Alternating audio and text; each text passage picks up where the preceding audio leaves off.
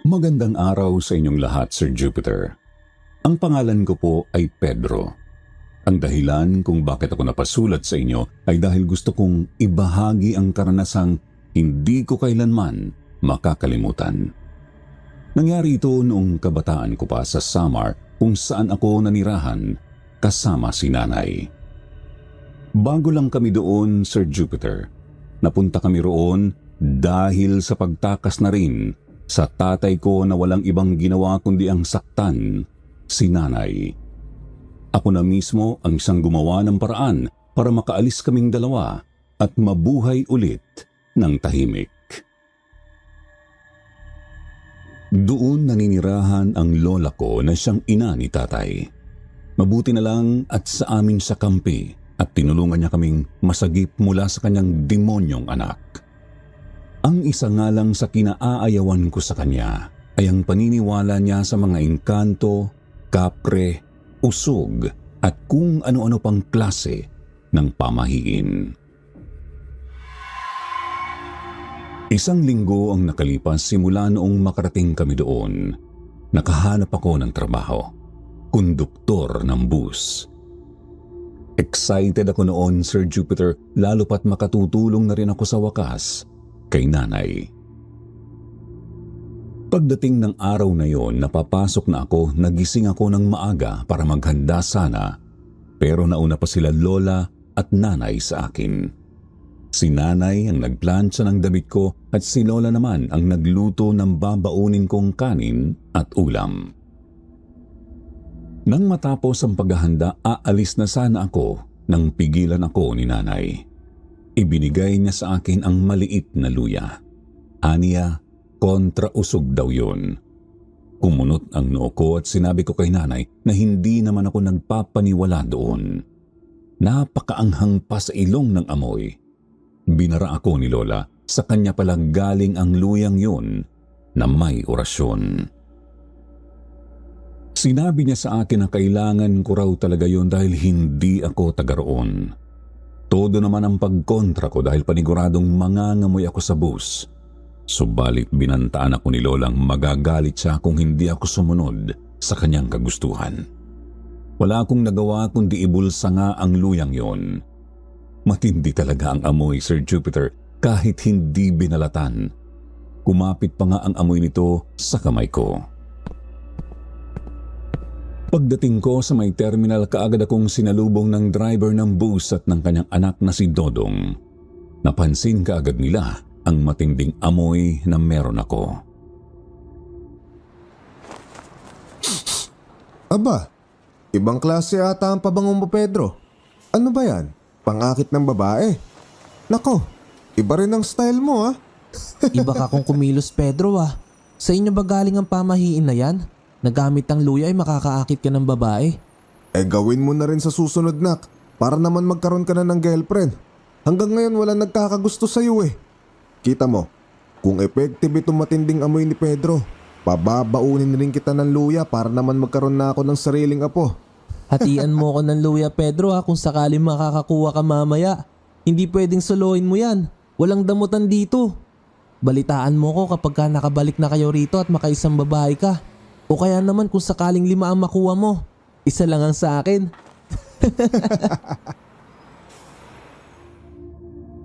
Sinabayan ko na lang din ang kanilang biro pero sa totoo lang, napahiya ako sa loob-loob ko, Sir Jupiter. Gusto ko na talagang itapon ang luyang yon dahil natatakot akong walang sumakay kung sakali. Mahirap na, nakasalalay din doon ang trabaho ko. Mga bandang 7:00 ng umaga kami umalis. Nakakahiya talaga, Sir Jupiter, dahil napapansin ng mga sumasakay ang amoy ko. Nanghihingi na lang din ako ng paumanhin sa kanila. Si Manong Aloy ay palihim ang tawa sa kanyang pwesto habang nakatingin sa akin sa salamin. Hindi ko na lang din siya pinansin. Pagdating namin sa may isang kanto, isang matandang babae ang pumara. Napaka-weirdo ng kanyang itsura. Manipis ang kanyang puting buhok na hanggang lieg ang haba. Butot balat na siya. Nakasuot ng lumang damit na may mga butas. Doble-doble naman ang kanyang pantalon at walang sapin ang kanyang paa. Pansin ko pang may sugat-sugat ang kanyang kamay. Dahan-dahan siyang pumasok sa loob, subalit hindi naman siya umupo kaagad. Nang umandar ang bus, muntikan pa siyang mahulog sa may hagdan pababa, ngunit mabuti na lang at nasaluko. Malakas ang kanyang kapit sa akin at may binulong-bulong sa tenga ko. Hindi ko maintindihan ang kanyang sinabi, Sir Jupiter. Parang Latin na hindi ko maunawaan. Nanindig ang balahibo ko nang marinig siyang nagsalita, kaya naman kaagad ko siyang binitawan nang makatayo kami ng maayos. Hindi naman siya umupo, bagkus naglakad-lakad siya at isa-isang binulungan ang mga pasahero. May ilang natakot sa kanya, ang iba'y nagtaka, meron din namang natawa. Pagdating sa kabilang barangay, kaagad naman siyang bumaba. Nagbayad naman siya, kaya hindi ko masasabing baliw nga ang isang yun. Hindi ko naman pinansin noong una ang kanyang pagiging weirdo, Sir Jupiter. Pero hindi talaga mawala-wala sa akin ang kanyang mga binitiwang mga salita. Isa-isang bumaba ang mga pasahero, ngunit sa kanilang pagbaba, pansin ko ang pagsusuka nila sa gilid. Talagang halos lahat ng pasahero, Sir Jupiter, napapatakbo sa gilid para magsuka. Gustuhin ko mang magtanong, pero kaagad namang pinapaandar ni Manong Aloy ang bus, kaya hindi ako nagkakaroon ng pagkakataon. Matapos ang maghapong biyahe, nakausap ko si Manong Aloy at sinabi sa kanya ang nasaksihan ko tungkol sa matanda at sa pagsusuka ng mga pasahero. Jesus! Huwag ka na magtaka sa ganyang klaseng insidente, Pedro. Ganun talaga pag hindi sanay ang isang tao sa bus. Baka lang talaga nahilo sila sa biyahe, kaya ganun. Huwag mo na masyadong isipin yon. Huwag mo ring isipin na baka dahil sa amoy mo. Hindi yun ganun. Basta, huwag kang masyadong magduda. Mabuti na rin yung nag-aalala ka sa kapwa mo. O siya, salamat Pedro. Ngayon, mag-iingat ka sa pag-uwi. Tumango lang ako sa kanya bago umalis. Habang naglalakad ako, may pakiramdam akong may sumusunod sa akin. Mga bandang 6:00 pa lang naman yun. Inisip ko na lang na baka mga taong kapareho ko lang ng daanan ang nararamdaman kong sumusunod sa akin. Pilit kong ibinabaon ang tungkol sa matandang iyon, Sir Jupiter. Subalit ng pagliko ko sa kanto, nakita ko nga ang matandang kanina'y sumakay ng bus. Hinarap ko siya at tinanong kung ano ang kanyang pakay. Subalit hindi naman siya nagsalita. Pinandilatan niya lang ako na parabang may gustong sabihin pero hindi niya alam kung paano magsisimula. Hinayaan ko na lang siya at naglakad ako ng mas mabilis pero sadyang nasusundan niya ako. Nangilabot na ako, Sir Jupiter. Gusto ko siyang murahin o ano pero alam kong hindi na yon maganda. Nang makarating ako sa bahay, ramdam na ramdam ko pa rin siya sa likuran ko, kaya naman tinawag ko kaagad si nanay at nagkunwaring nagtanong kung meron bang ulam. Lumabas naman si nanay. Napansin kong wala naman siyang nakitang kung ano sa likod ko. Pagtingin ko sa dinaanan ko, wala na nga ang matanda. Napahinga ako ng maluwag saka pumasok sa bahay. Hindi ako nagkwento sa kanila tungkol sa nangyari. Hindi ko alam kung paano magsisimula at kung paniniwalaan ko ba ang tungkol sa luyang yon. Sa pag-iisip ko tungkol doon, Sir Jupiter, hindi ako nakatulog ng maayos. Kinabukasan, maaga rin akong nagpunta sa terminal. Wala pa nga ang bus nang dumating ako. Nagantay na muna ako sa may tambayan. Maya-maya lang dumating na naman ang matandang yun. Aalis na sana ako nang makita niya ako. Dumiretso siya sa kinaroroonan ko at hinawakan ako sa magkabilang braso. Nanlilisik ang kanyang mga matang, sinabi sa akin ang orasyon na kanyang binigkas kahapon. Kaagad ko siyang tinulak. Hindi ko nagustuhan ang kanyang ginawa. Napamura ako ng malakas sa kanya na kanyang ikinatakot at tumakbo siya habang nagsisigaw. Hindi ko alam kung ano ang meron sa matandang iyon pero pinagdasal kong sana ay hindi ko na siya makita pa ulit. Dumating sina Manong Aloy at Dodong. Kinutsa na naman nila ako dahil sa pabaong luya ni nanay. Wala akong binitiwang salita sa kanila, Sir Jupiter. Sadyang nawalan ako ng gana ng dahil sa matandang yun.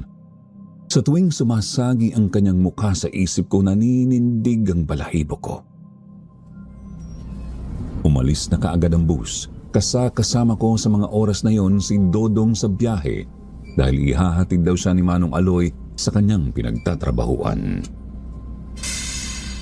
Nang dumating kami sa ikatlong barangay, doon na naman sumakay ang matanda. Si Dodong ang siyang tumulong sa kanya. Hindi ko naman nakita ang sumunod na pangyayari dahil kinalabit ako ng isang pasahero at magalang niyang sinabi sa akin na hindi maganda ang gamit kong perfume. Napahiya ako doon, Sir Jupiter, pero ngiti na lang din ang ibinigay ko sa kanya. Nang makalagpas na naman ng barangay, bumaba ang matanda.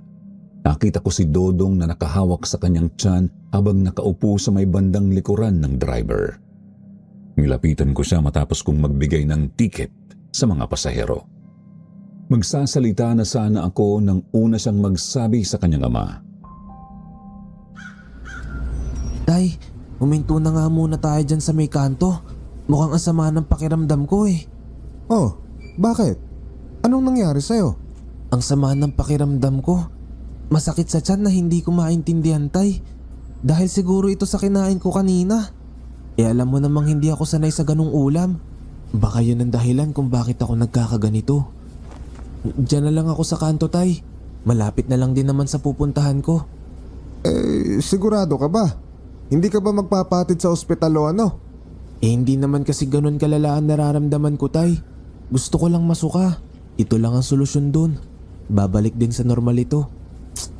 Siguraduhin mo lang na yun ang siyang dahilan kung bakit ka nagkakaganyan. Baka naman nausog ka. Di ba may matanda kaninang lumapit sa iyo at mukhang nagbulong sa'yo? Ano daw ba yun? Ano raw bang pakay niya? Hindi ko rin naintindihan ng kanyang sinabi, Tay eh. Hindi ko naintindihan ng kanyang salita. Baka siguro Chabacano yun o ibang wika lang talaga. Bakit? Tay, wag na kayong magdada. Kailangan ko na talagang bumaba. Kaagad namang pinahinto ni Manong Aloy ang bus. Mabilis na tumakbo si Dodong sa may gilid at doon nagsuka. May ilan ding mga pasahero na sumabay sa kanya. Nangunot ang noo ko, Sir Jupiter. Alam kong may mali. Kinakailangan kong malaman ang tungkol doon. Nang sa wakas ay pumarada ang bus bandang mga 12:00 ng tanghali, may isang matandang lalaki ang lumapit sa amin ni Manong Aloy habang kumakain kami. Nagpakilala siyang Tarcio, isa sa mga pasahero namin. Napansin ko kanina na may kung anong nangyari doon sa bus nang sumakay yung matandang babae. Oo nga Naalarma rin ako tungkol sa anak ko. Hindi pa siya dumarating. May binulong daw sa kanya yung matandang yon. Dapat sabay-sabay kaming kakain ng tanghalian Isang manguusog ang babaeng yon. Masama ang kanyang intensyon sa mga tao.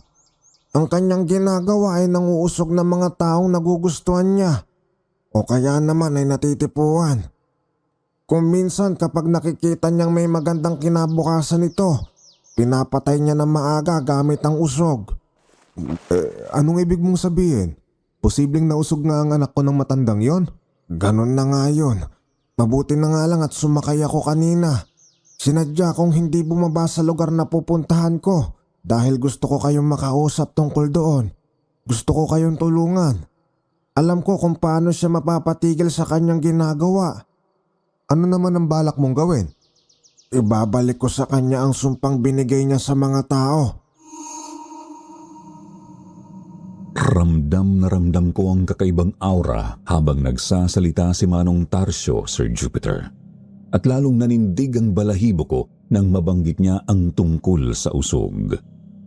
Subalit nagulat na lang ako nang mapatingin siya sa akin. Sinabing dapat daw akong magpasalamat sa kung sino man ang siyang nagbigay ng luya na nasa bulsa ko.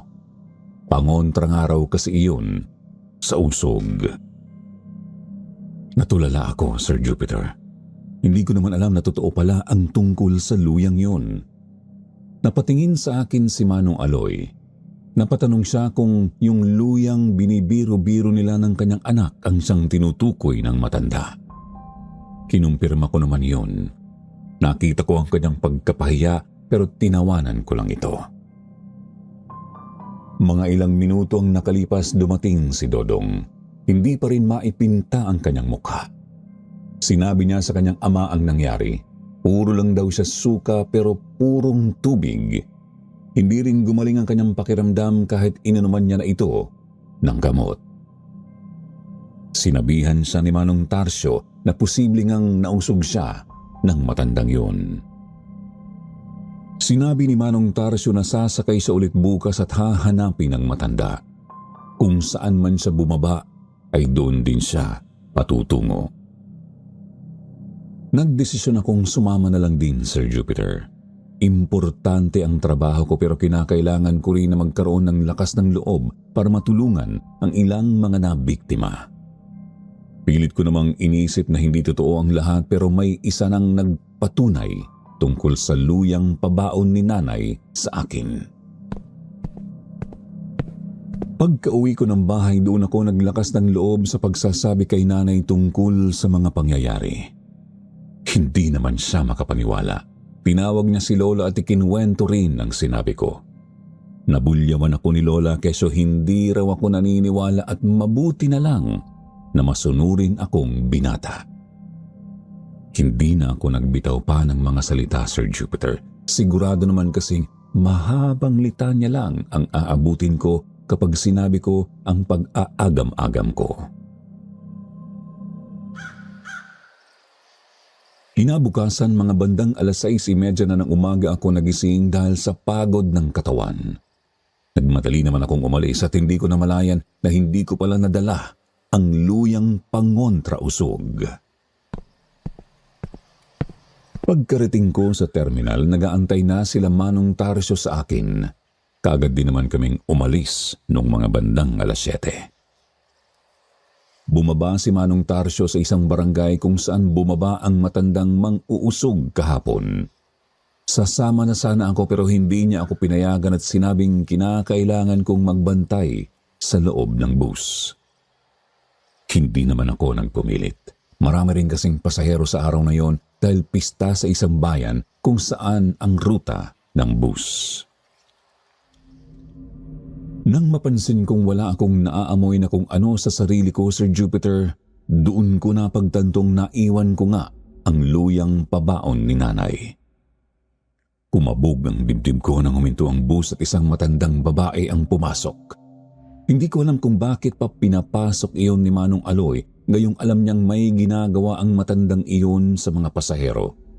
O baka lang talagang hindi niya namukhaan. Nang magsimula na namang mang-usog ang matandang yon, naggalit ako. Sumigaw ako kay Manong Aloy na ihinto ang sasakyan dahil kinakailangang makababa ng matandang yon. Hindi na magandang kanyang ginagawa, Sir Jupiter. Nagulat naman ang mga pasahero sa inasta ko pero wala na akong naging pakialam, Sir Jupiter. Kinakailangan niyang umalis bago pa man makaperwisyo ng mas malala sa mga tao. Nagsisi akong pinababa ko pa si Manong Tarsyo, subalit mas lalo naman akong nagsisi nang ako naman ang siyang pinuntirya ng mang-uusog. Nanlilisik ang kanyang mga matang nilapitan ako. Malakas niya akong hinatak papunta sa likuran ng bus. Marami ang nakasaksi noon. May ilan pang gustong umawat pero hindi siya nagpatinag. Kumabog ang dibdib ko, Sir Jupiter, habang magkaharap kami. Hindi ko matanggal ang tingin diretso sa kanyang mga mata. Sa puntong yun, gusto ko nalang bawiin kung anuman ang sinabi ko, subalit alam kong huli na ang lahat. Dahan-dahan niyang inilapit ang kanyang bibig sa tenga ko at ibinulong ang orasyon. Nang hina ako, Sir Jupiter. Rinig na rinig ko ang kabog ng dibdib ko sa mga oras na yon. Hindi ko man lang namalayan ang pagpapahinto ni Manong Aloy sa bus at ang pagpapababa ng mga pasahero sa matandang babae. Itinulak daw siya sa hagdanan, sabi ni Manong Aloy nang ikwento niya ang lahat sa akin. Hindi ko na alam ang sunod pang nangyari. Basta na lang akong nawala ng malay sa tindi ng kaba ko, Sir Jupiter. Nagising na lang ako sa loob ng pagamutan. Nandoon si Manong Aloy, Manong Tarsio at si Dodong. Pare-pareho silang alalang-alala. Nakaramdam ako ng kakaiba sa tiyan, Sir Jupiter. Masakit pero kakaiba. Yung bang parang bola ng sakit sa loob na gumugulong-gulong lang sa bawat parte ng tiyan ko. Tinanong ako kaagad ni Manong Aloy kung kumusta nga ba ang pakiramdam ko. Sinabi ko naman sa kanyang may masakit sa akin. Doon na nagsabi si Manong Tarsio na posibleng nausog na ako ng matandang yun. Wala kasi ang pangontra-usog na meron ako. Simpleng sakit lang ng tiyan yan, pero matindi ang kapit ng isang sumpa. Unti-unti kang pahihinain yan. Walang ibang makakapagpagaling sa iyo kundi ang matandang yon lang. Kailangan kanyang lawayan para matanggal ang sumpang yan. Pero sa tingin ko hindi rin siya gagawa ng paraan para mapagaling ka. Kaya ako ang siyang gagawa ng paraan para mahinto ang sumpang kanyang ipinagkalat. Mapipilitan siyang gawin kung ano ang dapat gawin sa mga taong biniktima niya. Pero hindi naman siguro ganun kadali ang gagawin mo Paano na lang kung lumala pa ito? Ito ngang si Dodong biktima rin Hanggang ngayon masakit pa rin daw ang kanyang tiyan. Manong Tarsio, paano na lang kung sakaling hindi tumalabang gagawin nyo? Lalala po ba ang pangyayari? Iyan din ang kinatatakutan ko, Dodong. Kaya kailangan na matinding pag-iingat. Hindi ako pwede magkamali sa ganitong sitwasyon dahil buhay ninyo ang kapalit. Ikaw na ang siyang bahala. Kung kinakailangan mo ng tulong namin, magbibigay kami ng tulong hanggang sa aming makakaya. Wala kaming alam pero makatutulong din naman kami kahit papaano. Naputo lang usapan nang pumasok ang isang nurse. Tinanong ito kung ano ba ang pakiramdam ko. Sinabi ko naman sa kanya ang tungkol sa pagsakit ng tiyan ko. Sinuri niya ako ng panandalian bago umalis. Alam ko namang walang magiging epekto ang gamot na ibibigay pero inantay pa rin namin. Nang sa wakas ay maibigay ito, lumabas na kami, Sir Jupiter. Pero natigilan ako nang makita ang matanda sa tapat ng pagamutan. Nanlilisik ang mga mata nito sa akin. Kagad ko namang sinabi kay Manong Tarsio ang tungkol sa mang-uusog pero matapos dumaan ang isang bus, biglaan na lang siyang naglaho. Hindi talaga ako pwedeng magkamali, Sir Jupiter. Kitang-kita ko talaga siya sa tapat at sa mismong pwestong yun. Sinabi ni Manong Aloy na mas mabuti kung uuwi na lang din ako at magpapahinga. Hindi niya naman daw sasabihin sa opisina na maaga akong umuwi. Ayaw naman daw niyang makaltasan ng sweldo ko dahil alam niyang kailangan ko yung gamitin kung sakali mang lumala pa ang sitwasyon. Tumango na lang ako sa kanya. Yun nga lang ang akala kong hindi lalalang sakit ng tiyan ko, Sir Jupiter, ay dumoble pa noong pagka-uwi ko. Halos hindi na ako makagalaw at napaupo na lang sa balkonahe namin sa tindi ng sakit. Mabuti na lang at saktong lumabas si Lola. Nang makita niya ako, nataranta siya. Kagad niyang tinawag si nanay at nagtulungan silang dalawang maipasok ako. Ipinaliwanag ko naman sa kanila ang buong pangyayari. Doon na naman ako pinuno ng sermon ni nanay. Kung ano-ano na ang kanyang sinabi sa akin, si Lola naman ay napatingin na lang sa kanya at sinawa ito. Kinakailangan ko kasi ng pahinga. Kaya't hindi na muna ako dapat pinagsasalitaan ng kung ano para naman maging malinaw ang pag-iisip ko. Ayaw naman na sanang tumigil ni nanay at sinabi pa nitong nag-aalala lang siya sa akin. Pero kapag si Lola na ang magsalita, alam niyang kinakailangan niya nang tumigil. Nakatulog naman ako, Sir Jupiter. Kahit papano ay umepekto naman ang gamot na ininom ko. Subalit hindi naman yun nagtagal. Matapos kong makapikit ng halos 5 segundo, nandun na naman ang matinding sakit. Napasigaw na ako dahil pakiramdam ko may apoy na nagliyab sa loob ng tiyan ko. Sinusunog ang bawat parte ng katawan ko. Hindi ko na maintindihan ang pakiramdam, Sir Jupiter. Gusto ko nang magpadala sa paggamutan ulit pero alam kong wala silang magagawa. Si Lola ang siyang gumawa ng paraan. Kung ano-ano ang kanyang kinuhang dahon para maibsan ang sakit na nararamdaman ko pero wala talaga. Kinakailangan daw kasi talagang ang siyang nag-usog ang gagamot din sa akin. Hindi na ako nakapagpahinga ng maayos, Sir Jupiter. Kada pagpikit ko rin nakikita ko ang mukha ng matandang mang-uusog.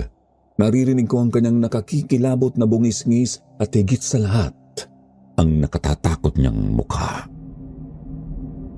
Nagmakaawa ako sa kanya, natantanan niya na ang kanyang ginagawa sa akin pero hindi siya nakikinig. Sinabi niya sa aking isang leksyon ang siyang matututunan ko sa kanyang ginawa. Mas lalo naman akong nagalit sa kanya, Sir Jupiter. Walang kung anong aral ang makukuha sa kanyang ginawa. Subalit imbis na makipagsagutan sa kanya, pinili ko na lang manahimik. Nang magising ako ng mga bandang 3:00, nakita ko si nanay na dumaan sa may pintuan ng kwarto ko. Nakalimutan ko pala itong isara. Bumangon naman ako. Hindi naman na ganun katindi ang pakiramdam ko sa tiyan, bagamat medyo masakit pa rin. Ramdam ko pa rin gumugulong-gulong ang tila bola ng apoy sa loob-loob ko. Tinawag ko si nanay bago bumaba ng higaan at nakita ko ang kanyang anino na tumigil, hindi kalayuan sa pintuan. Dali-dali naman akong bumaba. Todo ang pagkukwento ko sa kanya tungkol sa nararamdaman ko pero hindi naman siya umimik. Pagkalabas ko ng kwarto, nangunot ang noo ko nang makitang walang tao. Pero andun pa rin ang aninong yun. Ang liwanag ay nanggagaling kasi sa labas na ilaw, Sir Jupiter, at tumatama ito sa may bandang dingding, katapat ng kwarto ko dahil may siwang ang bahaging pader sa taas paloob ng bahay. Hindi ko maaninag ang buong katawan ng naroroon pero kita ang muka hanggang dibdib na bahagi. Napatawag ako kay nanay kung nasaan siya, subalit walang sumagot. Hahayaan ko na lang sana nang maramdaman ko na naman ang matinding pananakit ng tiyan ko. Triple na yon sa naramdaman ko noong umaga. Napasigaw akong tinawag si nanay. Kaso mukhang hindi niya naman ako naririnig. Tinawag ko na rin si Lola pero mukhang walang silbi. Wala talagang nakarinig sa akin. Namilipit na ako sa sahig, Sir Jupiter. Pakiramdam ko ay katapusan ko na noong gabing yon. Natigilan ako nang may makitang paang magaspang at marumi sa may bandang harapan ko. Biglaan na lang iyong nandoon. Pagkaangat ko ng tingin, halos humiwalay ang kaluluwa ko nang makita ang mang-uusog. Nakakakilabot ang kanyang mukha, Sir Jupiter. Ang kanyang ngiti ay mas lalong naging anyong demonyo. Sumigaw ako sa kanyang tigilan niya na ako. Wala akong ginawang masama sa kanya. Dahan-dahan naman siyang lumapit sa akin at tumalong ko. Sinubukan kong umatras, subalit bigo na naman ako. Hindi ko magawang igalaw ang katawan ko. Hindi na ako nakapagsalita, Sir Jupiter. Inipit na ang boses ko sa tindi ng sakit ng tiyan ko. Inantay ko siyang bumulong o kung anuman ang kanyang gustong gawin sa akin. Wala naman siyang imik pero nandoon pa rin ang kanyang malademonyong ngiti. Kita kong nasisiyahan siya sa kanyang nakikita. Ilang saglit lang, narinig kong may mga yabag na papalapit. Pagkaangat ko ng tingin mula sa likuran ng mga usog, nakita ko si Lola. Nagulat siya nang makita akong namimilipit sa sahig. Kaagad niya akong nilapitan at buo ang kanyang boses na tinawag si nanay.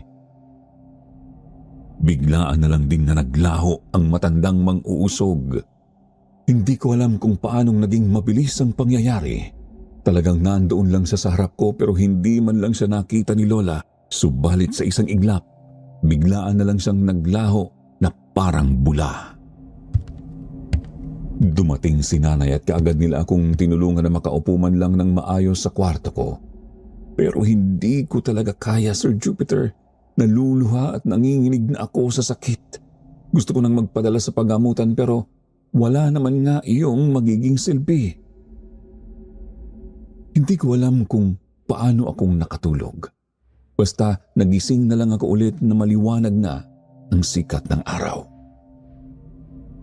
Umupa na naman ulit ang sakit ng tiyan ko. Dumiretso ako ng kusina para sana kumain pero nagulat ako nang makita si Mang Tarsyo at Manong Aloy. Kausap nila si Lola na hindi rin maipinta ang emosyon.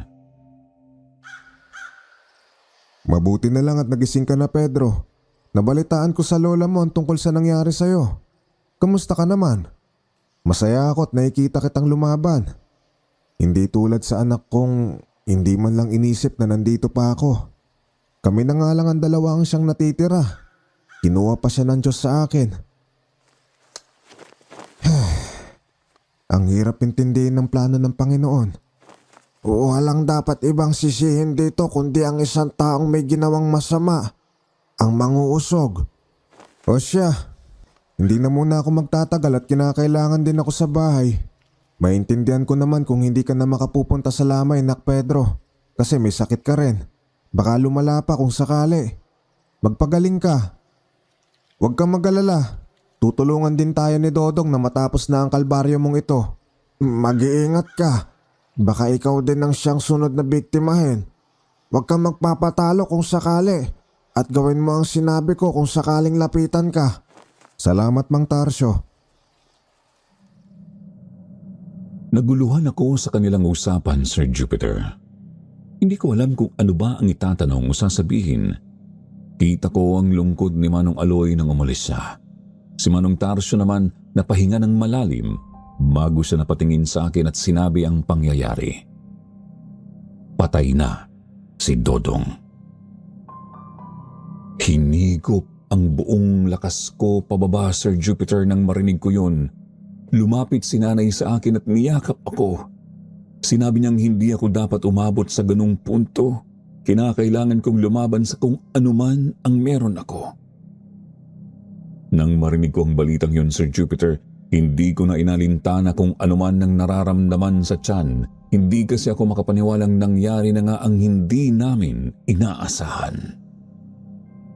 Gustuhin ko mang magpumilit na pumunta sa lamay, mahigpit na pinagbawalan ako ni Lola. Sumang-ayon naman si Manong Tarsyo at sinabi nitong mas makabubuti kung sa libing ko na lang siya puntahan. Tumango lang ako sa kanila, Sir Jupiter, pero ayokong gawin yun. Kinakailangang mapuntahan ko si Dodong kahit sa huling sandali niya lang na masisilayan ko. Nang mailabas ako sa ospital, nagpaalam ako sa kanila na pupunta sa terminal at may gagawin lang. Alam ko namang wala si Manong Aloy doon pero wala na akong pakialam sa kung anuman ang kanilang iisipin. Hinanap ko na muna ang bahay nila at dumiretso sa lamay. Nagulat pa si Manong Aloy nang makita ako pero sinabi ko sa kanyang hayaan na lang ako sa kagustuhan kong iyon. Wala na rin akong pakialam kung lumala pa ang aking sitwasyon. Subalit hindi ko naman inaasahan na meron palang bisitang hindi dapat andoon, Sir Jupiter. Ang mang-uusog. Ako ang nakasaksi kung nasaan siya. Nakatago sa may bandang malaking puno. Hindi kalayuan sa bahay nila Mang Aloy. Hindi naman siya napansin ng karamihan. Nang makita ako ng mang-uusog, bumungis-ngis siya. Nakaramdam na naman ako ng sakit sa tiyan na parabang pilit na binubunot ang bawat laman sa loob ko. Napasigaw ako ng malakas na sadyang nagpakuha ng atensyon ng karamihan sa mga naroroon. Pati si Manong Aloy na kumukuha sana ng kape para sa akin ay napatakbo para tingnan ako. Nang makita niya akong namimilipit sa sakit, nagalit siya at sinabing hindi ako marunong makinig.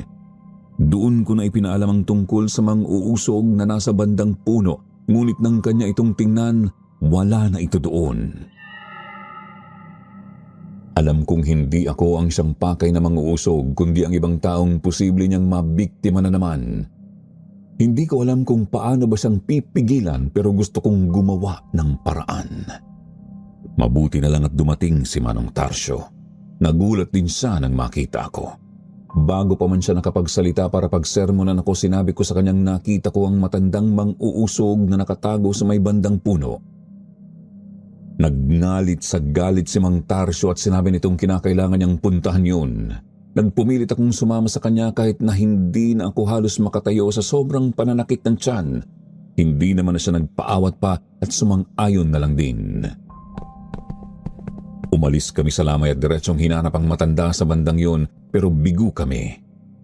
Walang kung anong naiwang bakas ang matanda, Sir Jupiter, kaya mas lalo akong nainis. Nilibot na namin ang halos buong barangay kakahanap sa matandang yun, ngunit ni kahit isang tao ay walang nakakita sa kanya. Wala kaming nagawa kundi ang bumalik sa kinaroroonan ng lamay. Inabutan kami ng gabi doon, Sir Jupiter. Umuwi akong mag-isa.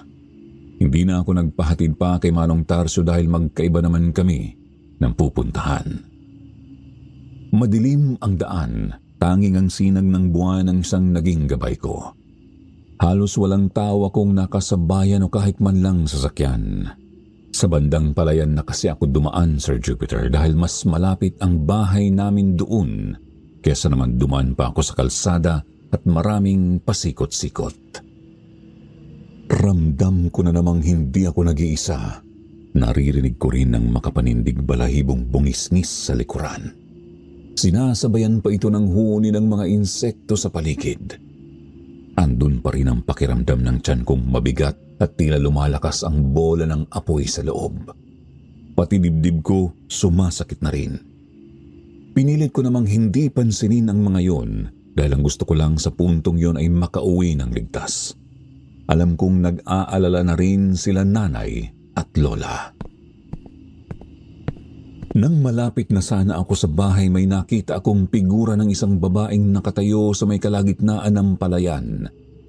Umiiyak ito na parabang nawawala sa kanyang patutunguhan.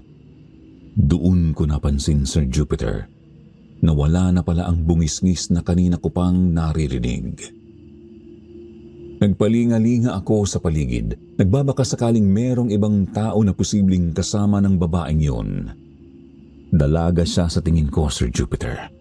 Hindi ko maaninag ang kanyang muka dahil nakatalikod siya sa akin. Kahit pa man nagliliyab na sa sakit ang tiyan ko at sumasagi na rin sa isip ko ang pag-aalala nila nanay at lola, pinili ko pa ring tahakin ang daan papunta sa kinaroroonan ng babae. Medyo malayo ang kanyang distansya sa akin, Sir Jupiter. Habang papalapit ako, panay naman ang kanyang tingin sa kung saan-saan na parabang may inaantay o hinahanap. Nagsalita ako para kunin ang kanyang atensyon. Napahinto siya sa pag-iyak pero hindi lumingon sa akin. Patuloy pa rin ang paglapit ko sa kanya. Sa totoo lang, Sir Jupiter, kinakabahan ako ng malala pero hindi naman ako pwedeng maging duwag na lang at hayaan ang dalagang yun. Kung may mangyari sa kanyang masama, papatayin din ako ng konsensya. Palapit ako ng palapit sa kanya, mas lalo namang dumagundong ang dibdib ko at pabigat din lalo ang karamdaman ko sa tiyan. Nang halos isang lipa na lang ang lapit namin sa isa't isa, bigla siyang humarap sa akin at nakita ko ang mang-uusog. Napapasinghap akong napaatras at tumakbo palayo. Hinabol niya naman ako, tuloy-tuloy siya sa pagbungisngis. Pakiramdam ko ay ang kanyang boses ang lalong nagpapahina sa akin. Tawag ako ng tawag kina nanay habang tumatakbo. Tumutulo na ang luha ko sa mga oras na yon, Sir Jupiter. Hindi ko alam kung paano ako nakakuha ng lakas na makatakbo ng mabilis. Sa awa ng Diyos, nakalapit din ako sa bahay nang hindi naabutan ng mga uusog. Natumba ako sa may bandang balkonahe sa sobrang pagkataranta. Lumabas naman sila nanay at lola nang kanilang marinig ang pagtawag ko. Nanginginig ang buo kong katawan na napatingin sa paligid. Desperadong mahanap ang mga usog, subalit wala akong nahagilap na ibang tao doon. Sinampal ako ni nanay nang kanya akong malapitan. Napasigaw si lola nang gawin niya yun pero wala siyang naging pakialam. Sinermonan ako ng malala ni nanay Pinuntahan niya pala ako sa terminal kung saan ako nagtatrabaho para ibigay sana ang baon ko, subalit nalaman niyang hindi ako nagpunta doon. Tinanggap ko na lang din ng kanyang panenermon. Si Lola ang siyang tumulong sa akin para makapasok sa loob. Naupo kami pareho sa may bintana. Kinausap ako ni Lola ng mahinahon habang nakatingin lang si Nanay sa akin. Sa kalagitnaan ng pag-uusap namin, nahagilap ng mata ko ang mukha ng isang matanda sa may bintana. Nanlaki ang mga mata ko nang makita ang mang-uusog. Pasigaw kong sinabi kay Lola ang tungkol sa nakita ko. Kaagad naman siyang kumilos. Sumunod ako sa kanya kahit na sobrang sakit ng tiyan ko. Si Nanay naman ang siyang nakaalalay sa akin. Naabutan pa ni Lola ang mang-uusog. Kung ano-ano ang kanyang binitawang salita sa kanya. Nagagalit naman ang mang-uusog pero may kasama itong bungisngis. Hindi ko masyadong maintindihan kung ano man ang kanilang pinag-uusapan, Sir Jupiter, pero sa pagkakaintindi ko may kung anong laman ang bawat bato ng pananalita ni Lola. Subalit ilang saglit lang, binitiwan niya ito at takot na takot itong nagtatakbo. Nagsisigaw na para bang may ginawa kaming masama sa kanya. Natumba si Lola. Kaagad namin siyang nilapitan at tinanong kung ano ba ang meron. Hindi siya nagsalita. Diretso lang niya kaming sinabihang pumasok na lang kesa naman mapahamak pa kami. Hindi ko alam kung bakit pero hindi kami kinausap ni Lola buong gabi hanggang kinabukasan. Nagpaalam din ito bandang mga tanghali na may pupuntahan at huwag daw siyang hahanapin kahit anong mangyari. Nag-aalalaman kami ni Nanay, wala naman kaming nagawa sa kanyang kagustuhan. Simula noong umalis si Lola, Sir Jupiter, lumala ang sitwasyon. Umabot na sa puntong hindi na rin ako makatayo dahil sa tindi ng sakit. Naging patpatin din ako hanggang sa hindi na talaga ako nakakapagsalita at hinang-hinana. Napakabilis ng panahon noon, Sir Jupiter, at halata ko ang takot kay Nanay. Hindi na rin ako tinantanan ng mga panaginip na masasama tungkol sa mang-uusog. Na-trauma na rin ako sa kanya at umabot na rin sa puntong nagkakaroon na ako ng halusinasyon. Sa tuwing may makikita akong figura o anino, pakiramdam ko ay kinakain ako nito, Sir Jupiter. Kung minsan kahit hindi na makakilos, pinipilit ko ang sariling magkaroon ng lakas para lang makatakas. Sa mga panahong yun, tinanggap ko na sa sarili kong nagtagumpay nga ang demonyo sa pagkain niya ng kaluluwa ko. Nang mailibing si Dodong, madalas nang nagpapasyal sila Mang Tarsyo at Manong Aloy sa bahay. Sila ang isang naging katuwang ni Nanay sa pagbibigay ng gamot sa aking nireseta ng doktor. Kahit walang pag-asa, nandoon pa rin ang kanilang pagdadasal na sana ay gumaling din ako kahit papano. 3 linggo ang nakalipas, bumalik si Lola. Sakto namang sa mga oras na iyon nandoon si Manong Tarsyo at nagkaroon sila ng usapan. Sinabi ni Manong Tarsyo na nakakuha na siya ng panahon para mapabaligtad ang usog. Hindi yun magiging ganun kadali pero kung yun lang daw din ang sagot para mabawi pa ako sa sumpa, gagawin niya ang lahat. Katulong niya rito si Lola. 3 araw makalipas ang usapang iyon, bumiyahe na ulit si Manong Aloy. Kasama ako ni Nanay. Siya ang alalay ko habang nasa bandang huling upuan. Si Lola naman ay kasama ni Manong Tarsyo sa may bandang harapan ng sasakyan malapit sa driver's seat. Walang kung sinong pasahero ang pinasakay ni Manong Aloy dahil nga intensyon sa araw na yon ang mahuli ang mang-uusog. Kabado ang lahat sa misyong yon, Sir Jupiter. Pare-parehong bumuo ng tiwala at nagdasal. Subalit nakailang barangay na kami ng paglilibot, hindi pa rin namin nakita ang mang-uusog. Kung saan-saan na rin hinanap ni Manong Tarsyo yon pero hindi na talaga nakita. Kinakailangang mapuntahan siya sa kanyang mismong bahay. Yun ang siyang naging suhestyon ni Manong Aloy. Ngunit hindi rin namin alam kung saan namin siya hahanapin at kung saan siya mismo nakatira. Kinakailangan pa naming halughugin ang bawat bahay para lang siya mahagilap. Buong biyahe, Sir Jupiter, hindi namin siya nakita. Napaiyak na rin si nanay sa puntong yon dahil sa tingin niya ay wala na akong pag-asa. Ngunit ayaw na sumuko ni Manong Aloy. Hindi siya makakapayag na basta na lang baliwalain ang buhay ko dahil sa kanyang anak. Kinabukasan, ganun din ang aming ginawa. Bumiyahe at nagbaka sakaling makita ang matanda.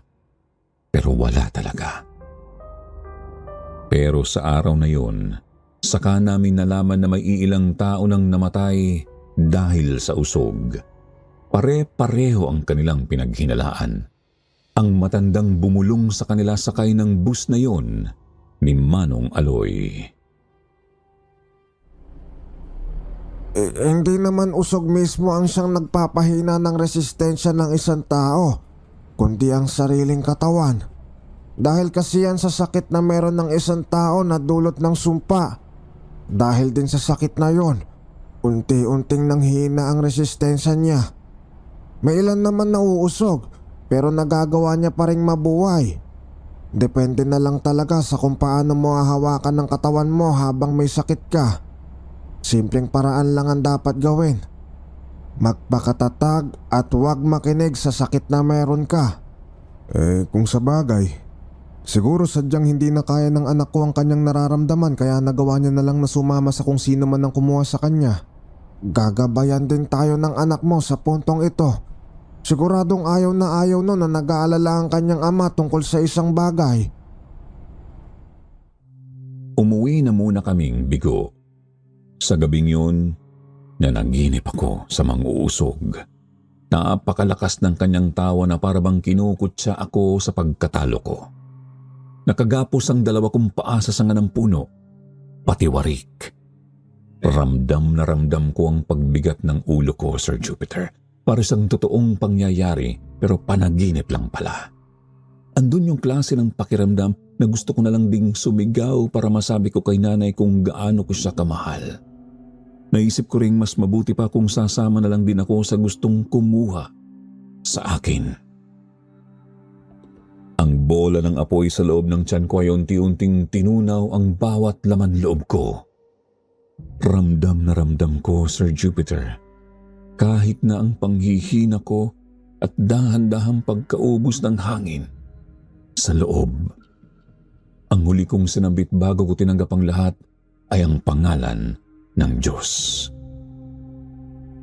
Nagising naman ako sa malakas na sampal ni nanay. Yun pala ilang beses niya na akong niyugyog pero hindi ako sumasagot. Kitang-kita na rin ang panghihina kahit nang hininga ko. Umalis na naman kami sa araw na yon. Pagod na ako sa totoo lang, Sir Jupiter. Pero tiniis ko pa rin.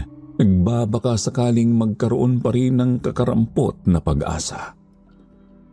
At yun nga ang nangyari, Sir Jupiter. Tinupad nga ng Diyos ang kahilingan ko. Nakita namin ang mang-uusog at kaagad namin siyang hinuli. Nasaksihan ko ang kanyang takot, ang kanyang pagpupumiglas ng mahuli siya ni Manong Tarsio at Manong Aloy, kung paano siyang nagmakaawa at ang malademonyo niyang bungisngis. Pinalapit sa akin ang matandang yun nang nakagapos. Kitang-kita ko ang pagmamakaawa sa kanyang mga mata, Sir Jupiter, habang magkaharap kami. Pakiramdam ko na numbalik saglit ang lakas ko. Dahan-dahan kong inangat ang sarili sa upuan. Inilapit ko ang bibig ko sa kanyang tenga at binulong ang pinapabulong ni Manong Tarsio sa akin. Orasyon daw yun para maibalik ang usog sa kanya. Nang humiwalay ako sa matanda, nakita ko siyang pumikit at lumuha. Nang hingi siya ng tawad sa akin sa kanyang ginawa at nangako siyang hindi na muling mangyayari kung anuman ang ginawa niya noon sa mga tao. Unti-unti kong naramdaman ang paggaan ng pakiramdam ko, Sir Jupiter. Ramdam na ramdam ko talaga ang paglusaw ng tila apoy sa loob ng tiyan ko at pagbabalik ng lakas sa buong katawan ko. Hindi ko na alam ang sumunod na pangyayari dahil nawalan na naman ako ng malay. Basta pagkagising ko naging mabuti na ang pakiramdam ko at wala na rin ang matanda.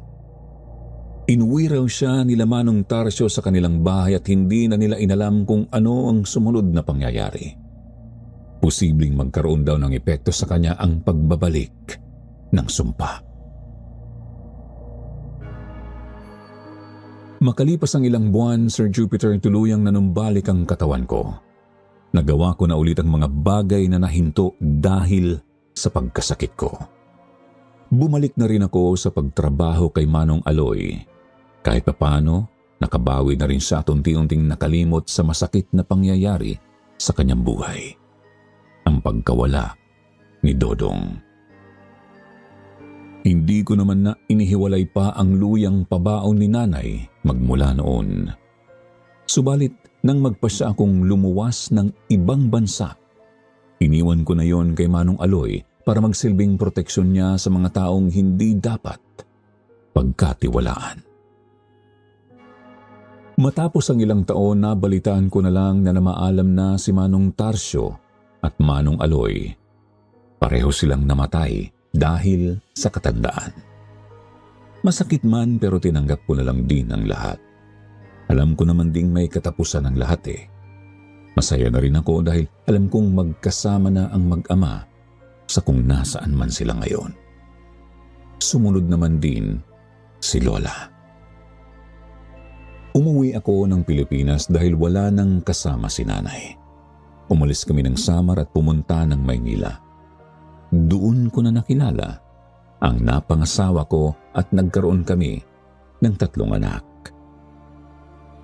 Kung minsan kailangan nating makinig sa kung ano man ang sasabihin ng matatanda sa atin dahil para lang din yun sa ating kaligtasan.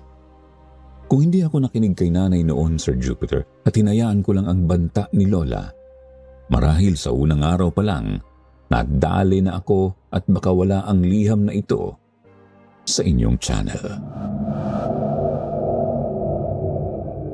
Sa mundong ating ginagalawan, lahat ng aksyon ay may kahihinatnan. Minsan, tama ang ating desisyon, pero minsan din, meron tayong pagsisisihan. Balanse lamang ang lahat. Akala ko nasa tamang daan ako, pero hindi ko sukat akalaing magsisisi ako na sana pala'y hindi na ako lumiko pa sa maling daanan. Ayos naman sana ang lahat hanggang sa subukin ako ng isa sa mga kahindik-hindik kong karanasan. Ako nga pala si Rene at ito ang aking kwento. Magandang araw sa lahat ng mga nakikinig sa channel na ito. Nais kong ibahagi ngayon ang aking karanasan na nangyari may 5 taon na ang nakalilipas. Nang subukin ng matindi ng isang kaso ng kababalaghan ang pagiging albularyo ko. 10 taong gulang ako noon nang masaksihan kong mag-agaw buhay ang lolo kong manggagamot. Hinang-hina na siya noon habang nakaratay sa kanyang kama. Nung mga oras na yon ay takot na takot ako at nakatago sa likod ng aking ina. Paano ba naman kasi nakatingin ng diretso sa akin si lolo at tinatawag ako upang lumapit sa kanya kahit na habol-habol niya na ang kanyang paghinga na para bang anumang oras ay mawawala na siya.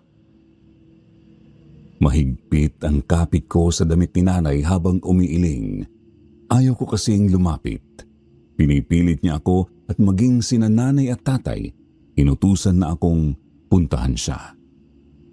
Nang sabihin niya sa aking may ibibigay siya, nawala bigla ang takot ko sa pag-aakalang meron siyang ibibigay na regalo. Dahan-dahan akong lumapit papunta sa kanya. Nanginginig pa ako nang bigla niyang hablutin ang aking mga kamay at hawakan ito ng mahigpit na mahigpit. Bumalik ang takot ko nang magsimula siyang bumulong ng mahina. Wala akong maintindihan sa mga sinasabi niya noon kahit na isa. Sinusubukan kong kumawala nung mga oras na yon. Napaiyak na rin ako at gusto ko nang magwala sa takot. Nang lingunin ko ang aking mga magulang, kapwa sila nakatingin sa isa't isa. Waribay, nag-uusap sila gamit ang kanilang mga mata. Ilang minuto bago natapos si Lolo, ngumiti siya sa akin kahit na hinang-hina siya. Ginulo niya ang aking buhok tulad ng lagi niyang ginagawa. Nagulat ako nang bigla siyang makabangon ng kaunti upang bumulong sa aking tenga. Kunin mo ang kahon sa ilalim ng aking kama. Para sa iyo yon. Pero pakiusap ko na wag mo yung gagamitin kung hindi kinakailangan. Kalakip ng bagay na yon ng isang libro kung saan matututunan mo ang lahat ng dapat mong matutunan. Nakatitig lang ako sa kanya noon dahil hindi ko pa rin siya maintindihan. Ano ba naman kasing alam ng isang batang tulad ko sa mga sinasabi niya sa akin noon? Apo, sa iyo ko ibinigay ang aking kakayahan dahil alam kong marami kang matutulungan. Nakangiti na lang siya sa akin pagkatapos niyang sabihin yon hanggang sa dahan-dahang pumikit ang kanyang mga mata. Namatay si Lolo. At pagkatapos nun, parang may nag-iba na sa akin. Kinausap din ako ni nanay at tatay matapos mailibing ng lolo ko. Ang sabi nila sa akin, ako raw ang napiling pagpasahan ni Lolo ng kakayahan niya sa panggagamot. Ang kakayahan niya bilang isang albularyo. Hindi raw kasi pwedeng hindi ito ipasa ni Lolo sa iba, kundi ay mahihirapan siya at hindi basta-basta malalagutan ng hininga kahit na bumibigay na ang katawan niya. Bilang isang bata, binaliwala ko lamang yon. Hindi ko rin kinuha ang bagay na ibinigay ni Lolo na sabi niya ay nasa ilalim ng kama niya. Mula nang mawala siya, hindi ko kayang tumingin doon sa kung saan siya nalagutan ng hininga. Nagtataasan ang mga balahibo ko kapag naaalala ko ang mga sandaling yon. Pakiramdam ko kasi nandito pa rin si Lolo, nakamasid sa amin. Naging usap-usapan sa aming baryo na naipasa sa akin ang panggagamot kahit na wala naman talaga akong kaalam-alam sa bagay na yon. Habang tumatanda ako at nagkakaisip, nagsisimula na akong mairita sa tuwing makikita kong nakatingin sa akin ang mga tao sa paligid ko. Nang dahil doon, naging curious tuloy ako sa pagiging albularyo. Kahit na wala akong balak gamitin ito, binasa ko ang mga librong iniwan ni Lolo. Maraming nakasaad doon, kabilang na rin ang mga itim na dasal. Nangingilabot ako habang binabasa ang mga yon. Sa isip ko ng mga oras na yon, hindi ko kayang gawin. 15 taong gulang ako nang mula sa mahimbing na pagkakatulog, ginising ako ni nanay. May gusto raw magpagamot sa akin. Napakamot ako sa ulo. Ba yan? Hindi ako marunong manggamot, Nay. Pauwi niyo na lang kung sino man yan. Natutulog yung tao eh. Istorbo. Binatukan niya ako at sinigawan. Kailangan ko na raw tanggapin kung anuman ang ibinigay sa akin. Ayaw ko raw bang dahil doon ay makatulong ako sa marami? Wala akong nagawa, kundi sundin siya at gumutin ng babaeng naghihintay sa labas. Dahil kung hindi ako susunod, malamang ay maghapon akong bubungangaan ni nanay.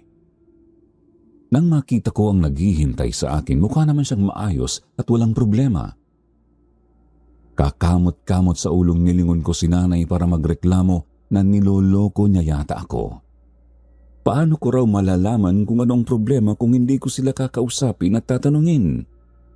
Masama ang loob na tinuon ko ulit sa kanila ang tingin ko. Doon parang bigla akong nakaramdam ng kakaiba habang pinagmamasda ng babaeng kasalukuyang nakaupo sa monoblock doon sa may salas namin. Habang tinitingnan siya, pakiramdam ko'y may nakatingin sa akin at nagbabantang huwag kong galawin ang pagmamayari niya.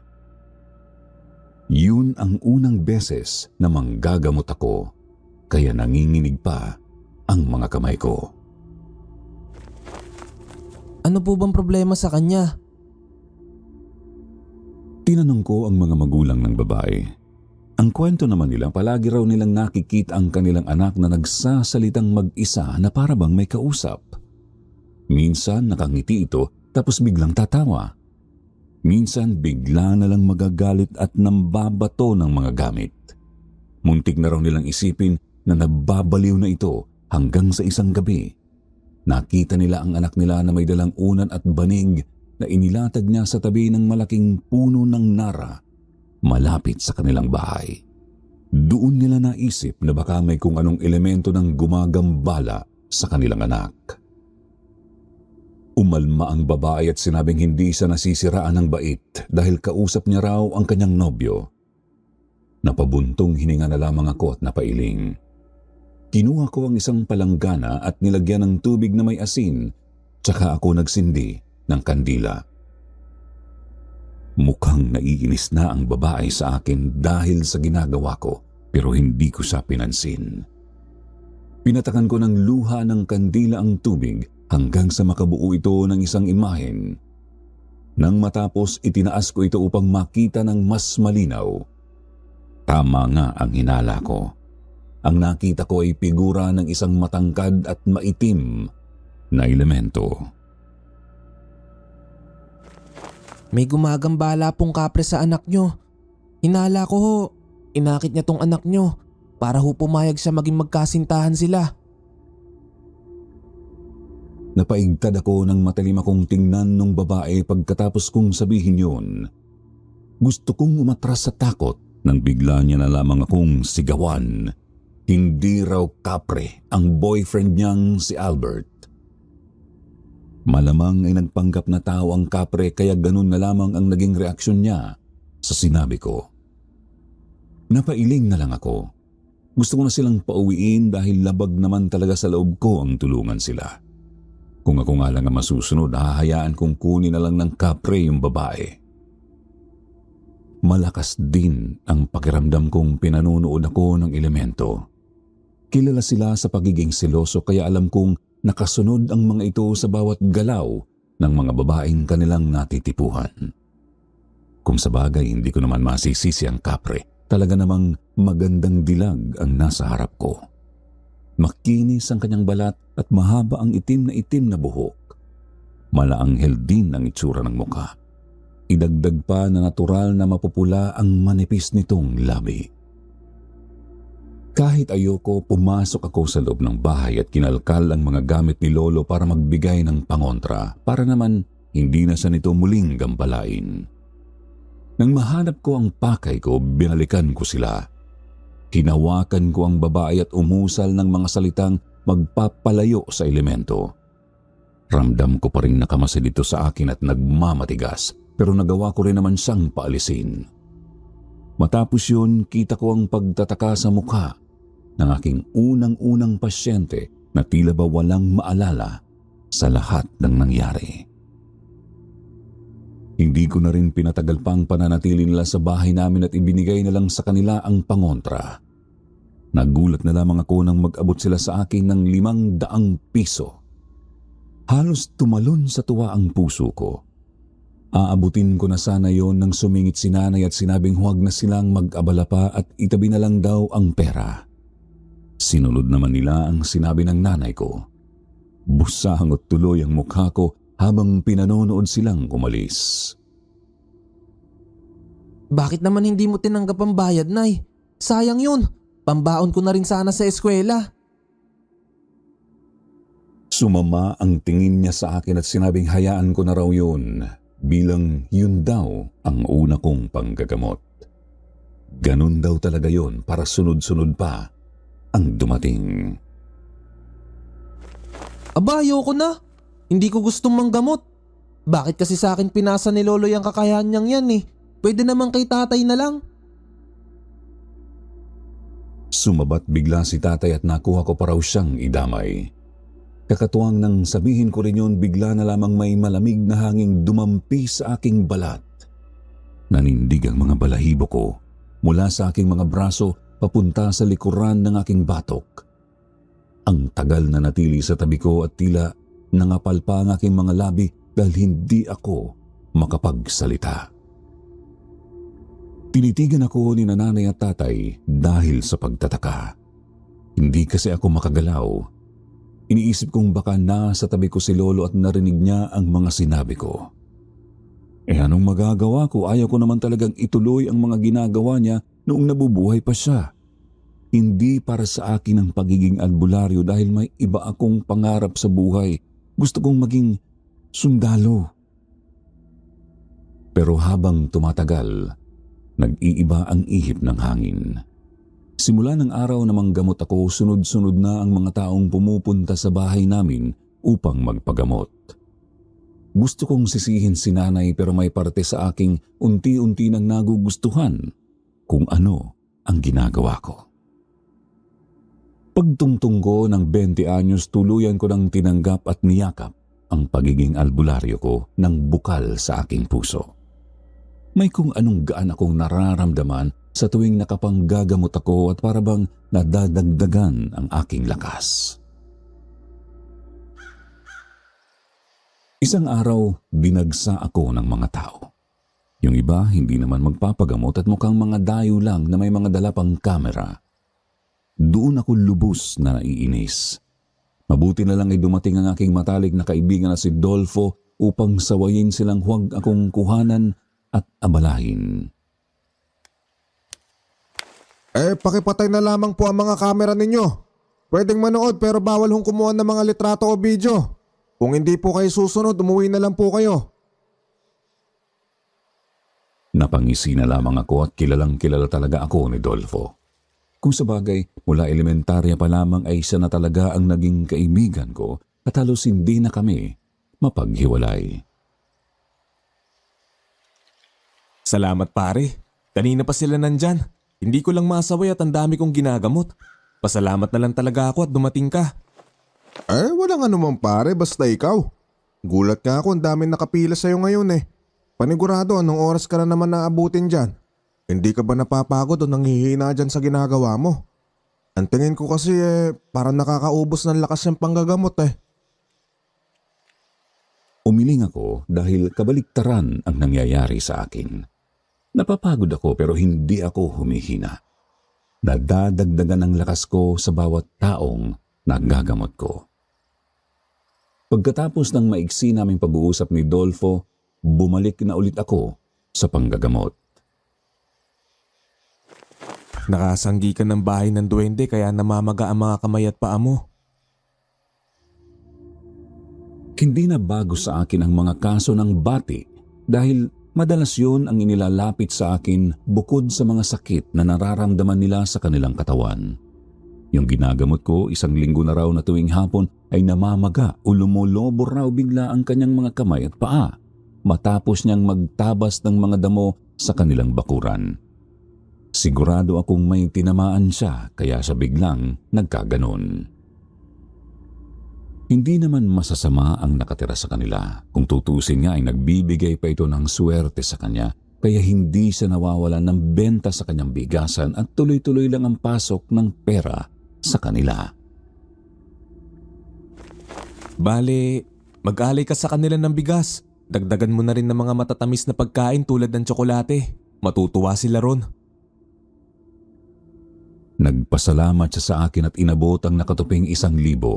Hindi na ako tumanggi dahil alam kong maluwag naman ito sa kanyang kalooban. Sinunod niya rin ang bilin ko kaya't hindi na naulit pa ang pamamaga ng mga kamay at paa niya. Habang tumatagal, mas dinarayo ako ng mga tao. Hindi ako tumatanggap ng malaking pera. Tinatanggap ko lang kung ano ang kaya nila. Hindi ko kailangan ng malaki. Ang gusto ko lamang ay yung bukal sa puso. Ayos na ako sa mga dala nilang pagkain na kung minsan pinapakain ko rin naman sa kanila. Kung minsan wala na akong pahinga, pero yun ang kaakibat ng aking ginagawa. Hindi ako pwedeng magtalaga ng araw ng pahinga dahil kung minsan may dumarating na emergency talaga at kailangan na kailangan ng tulong. Hindi ko naman maaring sabihin na day off ko dahil Parang hindi naman yata angkop ang salitang yon sa akin. 36 anyos ako nung maalala ko ang ibinigay sa akin ni Lolo. Wala na ang papag na dati niyang hinihigaan dahil inanay na ito dulot ng katandaan. Yung kahon itinabi ni nanay sa ilalim na ng kama ko. Hinanap at kinuha ko yun. Yun pa lang ang unang beses na bubuksan ko ang kahon pagkatapos ng maraming taon. Hindi ko alam kung bakit habang hawak ko ang kahon, sobrang tindi ng kabog ng dibdib ko. May kung anong nagtutulak sa akin na huwag na lamang buksan pero may parte sa aking hindi mapakaling malaman kung ano ang nasa loob nun. Dahan-dahan ko yung binuksan. Kaunting siwang pa lang, sinubukan ko ng silipin kung ano ang nasa loob. Pero wala akong nakita. Bumuntong hininga ako at binuksan na ito ng tuluyan. Nakita ko ang isang bagay na nakabalot sa puting tela na halatang kupas na sa tagal ng pagkakatago. Sa ilalim noon ay isang libro na niluma na ng panahon. Hindi ko na muna binigyang pansin ang nakabalot sa tela at kinuha ko ang libro. Inalikabok na ito kaya kinailangan ko pang pagpagin at hipan hanggang sa ubuhin ako. Nang matapos malinaw kong nakita kung ano ang nakaukit sa harapan. 2 sungay na kulay itim. Masama na ang kutob ko sa nilalaman noon pero hindi ko rin napigilan na buklatin ito. Tama ang nasa isip ko. Hindi lamang kakayahang manggamot ang meron si Lolo noon. Mayroon din siyang mga itim na dasal. Tanda ko pang minsan ko na siyang napanood na gamitin ito pero dahil bata pa nga wala akong maintindihan. Basta ang malinaw sa alaala ko, umiiyak ang babae sa harapan niya at nagmamakaawang huwag na siyang pahirapan dahil sa sakit na dinadanas niya. Abala ako sa pagtingin sa nilalaman ng libro nang bigla na lamang sumulpot si Dolfo sa likuran ko. Ano yan, Rene? Ngayon ko lang yata nakita sa iyo ang aklat na yan bago mong pag-aaralan. Nagitla ako at mabilis kong itinago ulit ang hawak ko. Wala lang yan. Hindi ako makaisip ng palusot nang bigla na lamang kaming makarinig ng sigawan sa labas na parabang may nagtatalo. Dali-dali akong lumabas kasunod ni Dolfo upang tingnan kung ano ang nangyayari. May nakakaalitan pala si nanay, yung kapitbahay naming si Manang Tessa na nanguha ng mga papaya namin nang hindi man lang nagpapaalam. Naging ugali na kasi ng biyudang babae na kumuha ng mga pananim namin nang walang pasabi. Halos mag-hysterikal sa kasisigaw si Manang Tessa. Binato niya pa kay nanay ang mga kapipitas niya lang na guyabano. Tinamaan si nanay sa braso dahilan upang matusok siya at masugat. Nagdilim bigla ang paningin ko. Gustong-gusto kong saktan ng kapitbahay namin kahit babae pa ito. Kumuha ako ng itak at idinuro sa kanya. Ramdam ko ang pagpigil sa akin ni Dolfo habang si tatay naman ay inaalalayan si nanay. Kapal na mukha mo. Ikaw na nga lang nangunguha ng walang paalam. Ikaw pa may ganang magalit. Sino ka ba sa akala mo, ha? Wala na akong maintindihan sa sinasabi ng kapitbahay namin sa labis niyang pagwawala. Sobrang taas na raw ng tingin namin sa sarili namin dahil lang sa pagiging albularyo ko. Galit na galit siya habang nanlilisik ang mga mata sa akin. Gusto kong matawa sa asta niya. Hindi kasi siya madalas na ganoon kung makipag-usap sa amin lalo na kung may kailangan siya at kung may hihingiin siyang pabor. Pero ng mga sandaling yun ay ibinalandra niya na sa wakas ang tunay na kulay ng budhi niya. Siguro kung normal ako, iisipin kong sinasapian na siya ng masamang espiritu. Pero alam ko namang matino siya. Sa sobrang tindi ng galit niya, isinumpa niyang may kalalagyan din daw ang aming pamilya. Sarkastiko na lamang akong tumawa at sumigaw. Mauuna kang gumapang kaysa sa amin. Nag-alsabalutan siya at iniwan na ang kanyang kubo. Wala rin naman kasi siyang anak at 7 taon na rin mula nang mamatay ang kanyang asawa kaya siya na lang mag-isa rito. 7 taon na rin siyang nakaasa sa amin tapos ganoon na lamang ang isinukli niya. Tunay ngang wala siyang utang na loob at may gana pang isumpa kami. Gayong alam ko sa sarili ko na mas may kakayahan akong gawin yun sa kanya. Mula ng araw na yon, hindi na siya nagpakita pa sa amin. Wala na rin kaming naging balita pa sa kanya. At para sa akin ay mas mabuti na ang ganun. Nagpatuloy ang mga buhay namin ng normal at maayos pagkatapos. Marami pa ring pumupunta sa akin upang magpagamot na malugod ko namang pinagbibigyan. Makalipas ang 3 buwan, lumapit sa akin ang isang buong pamilya. 2 sa babae nilang anak ang madalas na sinasapian at hindi na nila alam ang gagawin pa, kaya kahit na malayo, napagdesisyonan na ng mag-asawa na dayuhin ako. Naniniwala raw kasi silang ako lang ang may kayang magpaalis sa mga gumagambala sa 2 nilang dalaga. Yung mga dalaga, mukha naman silang normal nang lumapit sa akin pero pagtalikod ko upang kunin ang mga gamit ko na nasa loob pa ng bahay, bigla na lamang tumawa ang isa sa kanila. Nangilabot ako dahil sa lalim ng boses na lumabas mula sa babaeng payat.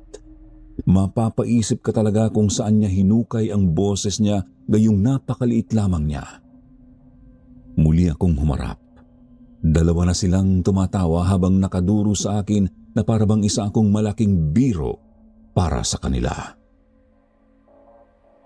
Nainsulto ako at mukhang sinusubok nila ang kakayahan ko. Hinawakan ko sa noo ang isa gamit ang aking hinlalaki. Nakakuha tuloy siya ng pagkakataon para kagatin ang aking braso. Hinihila na siya ng mga magulang niya para mailayo sa akin at nang tuluyan siyang mahatak, kitang-kita ko kung gaano kalalim bumaon ang mga ngipin niya sa balat ko. Hindi ko na lamang gaanong pinansin ang sugat na tinamo at pumasok na ako sa loob ng bahay. Ginawa ko na ang mabisang pampaalis ng espiritu o demonyo. Paglabas ko, nagkakagulo na sila roon dahil nagwawala na ang 2. Nang tingalain ko ang langit, napakadilim na akala mo'y nagbabadya ang napakalakas na ulan. Mukhang hindi basta-basta ang sumapi sa kanila. Sinimulan kong umusal ng dasal habang hawak ang isa sa kanila. Sa lakas niya, kailangan pa siyang itali sa kamay at paa upang hindi na makagalaw pa. Umalis ka sa katawan ng babaeng to! Umalis ka! Paulit-ulit ko yung isinigaw pero napakalakas na tawa lang ang tugon niya sa akin. Nagsisitaasan ang mga balahibo ko dahil hindi na normal ang nasa loob ng kanyang katawan. Pinagpapawisan na rin ako sa hirap dahil sa lakas ng kanyang puwersa na halos mawalan na rin ako ng balanse sa katawan. Hawak ko siya ng mahigpit sa ulo habang bumubulong ng dasal. Napamulat ako at napalingon bigla sa kaliwa. Bahagyang nangunot ang aking noo nang mula sa malayo nakita kong nakatayo roon ng kapitbahay namin, si Manang Tessa, at nakatanaw sa akin. Napatanong agad ako sa sarili ko noon kung kailan pa ba siya nakabalik dito. Malinaw kong nakita ang mapang-asar niyang ngisi sa akin. Malaki ang kanyang ipinagbago. Kung titignan ay mukha na siyang wala sa sarili. Magulo ang kanyang mahaba at kulot na buhok. Marumi rin ang suot niyang damit. Tinatawanan niya ako, labas ang kanyang mga bulok ng ngipin. Umiwas ako ng tingin sa kanya at pinagpatuloy ang ginagawa dahil hindi dapat mawala ang atensyon ko. Hinawakan ko sa ulo ang dalaga at muling umusal ng mahina. Saka ko pinagpag sa kanyang buong katawan ang aking gamit na rosaryo upang tuluyang mapuksa ang demonyo. Inabot ako ng halos 1 oras sa isa bago ito tuluyang umalis. Nawalan ng malay ang kawawang dalagita pero hindi pa ron natatapos ang laban ko. Mukhang mas matindi ang demonyong sumapi sa kanyang kapatid. Sinasaktan niya na ang kanyang sarili. Puro na siya mahahabang kalmot at nagdurugo ang mga yun. Nasa 10 tao na ang pumipigil sa kanya pero hindi pa rin siya mapatigil. Tagaktak na ang pawis ko at parang anumang oras ay bibigay na rin ang katawan ko sa pagod. Pero hindi ako pwedeng tumigil dahil kinakailangan kong mapaalis ang sumapi sa kanya. Inulit ko lamang kung ano ang ginawa ko sa kanyang kapatid. Hindi ako tumigil kahit masaktan niya na rin ako. Umiiyak na ang kanyang pamilya. Maging sila alam nilang ibang klaseng nilalang ang nasa aming harapan. Ubod ng lakas. Hindi halata sa itsura nitong patpatin. Inulit kong muli ang orasyon. Hindi ako tumigil pero ganon din ang demonyong nasa loob ng katawan ng babae. Tumigil nga siya sa pagwawala pero hindi naman siya tumigil sa pag-aamok sa akin. Tinatawanan niya ako habang nanlilisik ang kanyang mga mata. Malademonyo ang kanyang ngisi at kulang na lang mawalan na ng itim ang kanyang mga mata dahil sa sobrang pagtirik nito. Ang sabi niya hindi na siya aalis sa katawan nito at doon na siya titira. Maganda raw kasing pagbahayan ng katawan nito dahil alam niyang hindi sa madaling mapapaalis. Pero yun ang inaakala niya. Hindi ko man gusto ang maging albularyo dati pero minahal ko na ito sa paglipas ng panahon. Pinangako ko sa sarili at kay Lolo na gagawin ko ang lahat para lang makatulong sa mga nangangailangan. Bilang ganti, sarkastiko akong tumawa at umiling, dahilan para magpumiglas ulit ang babae sa kanyang kinahihigaan. Umalis ka, demonyo! Walang puwang ang mga katulad mo rito sa mundo. Huwag kang magtago sa likod ng patpating dalagitang ito. Huwag kang duwag! Kung talagang malakas ka, harapin mo ko at tayong dalawa magtuos. Tawa lang ang naging tugon nito sa akin. At makupasan ang ipagpapatuloy pa rin ang ginagawa kong orasyon pati na rin ang paghampas sa kanya ng hawak kong rosaryo nang bigla na lang bumalik sa normal ang boses ng dalagita. Umiiyak ito. Nakikiusap na itigil ko na raw ang ginagawa ko dahil hirap na siya. Napapagod na raw siya at gusto nang magpahinga. Animoy may inaabot pa ito sa itaas na hindi namin makita. Nakakaawa ang kanyang pag-iyak pero bigla ulit napalitan ng kanyang boses. Muli itong lumalim. Gusto ko na ring magpahinga, kaya ginawa ko na ang lahat upang tuluyang mapaalis ang anumang nananahan sa kanyang katawan. Inabot naman ako sa kanya ng 1 oras at kalahati bago ko sa wakas nagawang paalisin ng makulit na sumapi sa kanya. Hingal na hingal ako sa pagod. Wala namang tigil sa pagpapasalamat ang pamilya nila sa akin. Nahirapan ako pero hindi na ako nagpabayad dahil alam kong wala rin naman silang pera. Tatanawin na lang daw nila sa akin yon na malaking utang na loob. Ngumiti na lamang ako at tumalikod sa kanila dahil wala na akong ibang gusto ng mga oras na yon kundi ilapat sa higaan ang likod ko. Napakatindi ng araw na yon. Sa totoo lang, hindi ko alam kung gaano katagal ulit bago ako makaka-recover sa pagod. Gusto ko na nga sanang huminto muna noon ng ilang araw sa panggagamot, kaya lang inabukasan, maaga akong nagising dahil sa sunod-sunod na pagyugyog. Rene! Pare! Gumising ka! Kailangan ko ng tulong, pare! Nakikiusap ako sa'yo! Kahit antok na antok pa ay bumangon na ako dahil nabusesan ko ang kaibigan kong si Dolfo. Upungas-pungas pa ako nang lingunin ko siya at nakita ko agad ang labis na pag-aalala sa mukha niya. Anong problema, pare? May nangyari ba? Pare, kasi si nanay, hinihika na naman siya lalo na tuwing ganitong oras at kapag umiinit ang panahon. Hindi ko na rin alam ang gagawin ko. Parang nawawalan na naman ng bisa ang binigay mo sa kanyang herbal medicine . Wala ka na bang alam na ibang gamot para sa kanya? Mahina na kasi ang baga ni Tiyang Alma, Dolfo. Dahil yun sa biglaan niyang pagtigil sa paninigarilyo. Ilang beses ko naman nang sinabi sa iyo yun. Kung ganon, wala rin palang saysay ang pagpunta namin sa iyo. Dahil babalik at babalik rin pala ang sakit niya. Napailing na lang ako sa kanya. Ilang ulit na naming napag-usapan ang bagay na ito pero hanggang ngayon ay sarado pa rin ang kanyang isip at hindi ako maintindihan.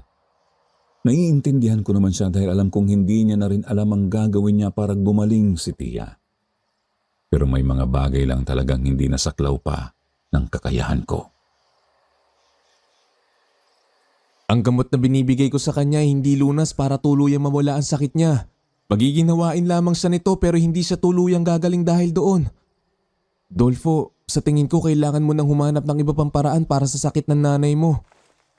Ano ba yan? Eh di sana pala nung una pa lang sa doktor ko na siya dinala. Eh hindi mo naman pala siya mapapagaling eh. Bumuntong hininga ako at hindi na siya sinagot pa. Nilapitan ko ang kanyang ina na nahihirapang huminga. Hinawakan ko ito sa kanyang dibdib upang pakiramdaman. Hirap na hirap siyang kumuha ng hangin at mabilis niya rin itong naibubuga. Tulad ng dati, binigyan ko ulit sila ng palagi kong ibinibigay na halamang gamot. Ito na naman. Wala na bang iba rin eh? Hindi naman gagaling si nanay rito eh. Malamang babalik ulit ang hika niya pagkatapos ng ilang araw. Umiling ako dahil yun lang talaga ang kaya kong ibigay. Hindi ko na lang pinansin ang mga pasaring sa akin ni Dolfo hanggang sa umalis na sila ng nanay niya. Ganon talaga siya, lalo na pagdating sa nanay niya. Gagawin niya ang lahat para dito kahit pa makipagpatayan siya. Umupo muna ako saglit sa ilalim ng puno ng mangga sa labas ng bahay namin para magpahangin at mag-isip.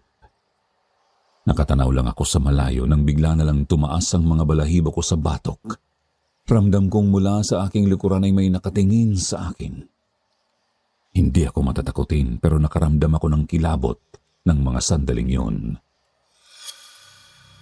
Nilabanan ko ang nararamdaman kong takot at lumingon sa banda kung saan ko nararamdaman ang mga matang nakamasid sa akin. Si Manang Tessa. Nakatayo ulit doon sa kung saan ko siya huling nakita. Ngumiti siya sa akin at kumaway pa habang dahan-dahang lumalapit sa akin. Hinayaan ko lamang siya at nang tuluyan siyang nakalapit nangamusta siya na parabang walang nangyari sa pagitan namin noon. Eto, ayos lang naman ang buhay namin. Hindi pa naman kami nagdurusa tulad ng sumpa mo. Ikaw ba? Kamusta ka naman, Tessa?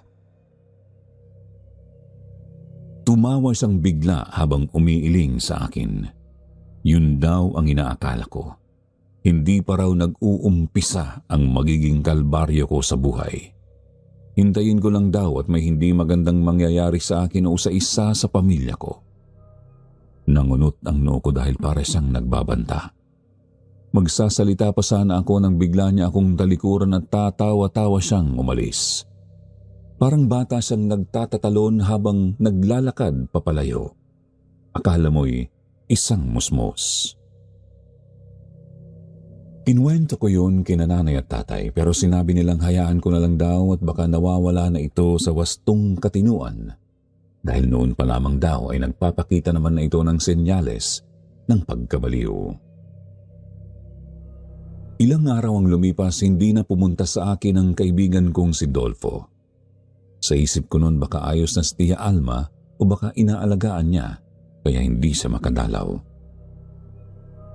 Hanggang isang hapon tinatawas ko noon ang isang batang lalaking pinaglalaruan ng mga elemento at kaluluwa. Nang humahangos na lumapit sa akin si Dolfo bit-bit ang kanyang naghihingalong ina. Tulungan mo si nanay Rene. Hirap na hirap siyang huminga. Nakikiusap ako sa'yo. Naaligaga ako. Gusto ko siyang unahin pero umaapila naman ang mga magulang ng batang lalaki dahil sila raw ang nauna. Habang tinitingnan ko si Tia Alma na nag-aagaw buhay na ay naguguluhan naman ako sa kung sino ang uunahin ko. Tumayo ako. Handa na sanang tulungan sila nang hilahin naman ako ng maskuladong tatay ng bata at muling pinaupo. Kitang-kita ko kung paano habulin ni Tiang Alma ang kanyang paghinga hanggang sa tuluyan na itong huminto. Binawian na siya ng buhay at wala na akong ibang marinig noon kundi ang masakit na pagtangis ni Dolfo habang yakap niya ang kanyang ina sa bisig niya. Sinisisi ko ang sarili ko noon sa nangyari. Kung sana ay dinaluhan ko siya agad baka hindi ganon ang nangyari. Wala akong ibang nagawa ng mga oras na yon kung hindi ang manatili sa tabi ng aking kaibigan kahit na hindi naman ako iniimik nito. Tahimik lang siya habang nakadungaw sa kabaong ng nanay niya. Umalis ka na rito, Rene. Hindi na kita kailangan dito dahil wala na ang nanay ko. Bumalik ka na sa bahay nyo. Dahil doon tsak na may naghihintay sa iyo at maraming nangangailangan ng tulong mo. Gusto kong ginawin sa lamig ng boses ni Dolfo. Iniintindi ko siya sa kanyang sitwasyon. Marahil ay maging siya sinisisi ako sa nangyari. Magdamag ko siyang sinamahang magbantay nung gabing yon kahit pilit niya akong pinapaalis. Umaga na nang magpaalam ako sa kanyang magpapahinga na muna at nangakong babalik din pero hindi niya ako pinansin. Pag-uwi ko noon, dumiretso agad ako sa aking higaan. Tirik na ang araw at mainit na pero katakatakang niyakap ako bigla ng malamig na hangin. Nagtaka rin ako nang bigla akong makaamoy ng kandila. Isinasayaw din ng hangin ang aking kurtina pero nang tumingin ako sa labas, hindi naman malakas ang ihip ng hangin. Para bang doon lamang sa kwarto ko umiikot ang malamig at nakapangingilabot na ihip ng hangin. Tumayo ako para isara ang bintana, tsaka ako bumalik sa higaan upang subukang matulog. Pero kahit na inaantok, hindi talaga makuhang bumagsak ng diwa ko. Nakailang ikot na ako sa kama pero hindi talaga ako makatulog. Taas na taas ang mga balahibo ko sa buong katawan kaya ang ginawa ko na lamang naligo ako. Hindi ako mapakali. Pakiramdam ko kahit sa banyo ay may nakamasid sa akin. Biniro ko na lamang ang sarili na baka si Manang Tessa yon at sinisilipan ako. Yari pa naman sa kawayan ang banyo namin at may mga maliliit na siwang. Pagkatapos kong maligo, saktong pagdating naman nila nanay, napansin nilang sarado ang bintana ko kaya tinanong nila ako kung bakit hindi ko raw buksan. Napakainit pa man din. Wala raw papasok na hangin kung isasara ko. Hindi na lang ako sumagot at baka pati sila ay matakot kapag sinabi kong may nararamdaman ako. Tuwing gabi bumabalik ako sa burol ng ina ni Dolfo. Nandoon lang si Dolfo at hindi umaalis sa tabi niya. Alam kong masakit para sa kanyang pagkawala ng ina dahil mula bata pa siya, mag-isa na siya nitong tinaguyod matapos silang iwan ng kanyang ama. Gustong-gusto ko siyang damayan noon pero ramdam kong may sama siya ng loob. May magagawa pa sana ako para masalba ang nanay niya pero naipit din ako sa sitwasyon. Ang sabi rin naman sa akin ni tatay, hindi ko hawak ang buhay ng isang tao nang dahil lang sa marunong akong gumamot. Kapag oras mo na talaga. Sa 3 araw na nakaburo ang kanyang ina, 3 araw din akong halos hindi makatulog at binabagabag ng maraming bagay. Isa na ron ang pakiramdam na para bang may isang nakamasid sa akin na hindi ko nakikita. Sa isip ko nun baka napapraning lang ako dahil ilang beses ko nang nakikita si Manang Tessa na nakatingin sa akin. Nung araw ng libing, marami ang dumalo. Halos lahat ay nakaputi at talagang nakikiramay. Dinig na dinig ko ang walang tigil na pagyak na aking kaibigan kaya't lalo akong nahahabag sa kanya. Inakbayan ko siya habang pinanonood na tuluyang ipasok ang kabaong sa inihandang nitso. Maging ako ay naluluha na rin dahil naging malapit din naman ako sa nanay niya sa tagal naming naging magkaibigan. Nang matapos ang libing, kahit nang hihina ay nagpasalamat siya sa mga pumunta. Nanatili pa rin ako sa kanilang bahay kahit na hindi niya naman ako kinikibo. Tinapik ako ni tatay sa balikat at inayaan na akong umuwi. Hayaan ko na muna raw magpahinga si Dolfo.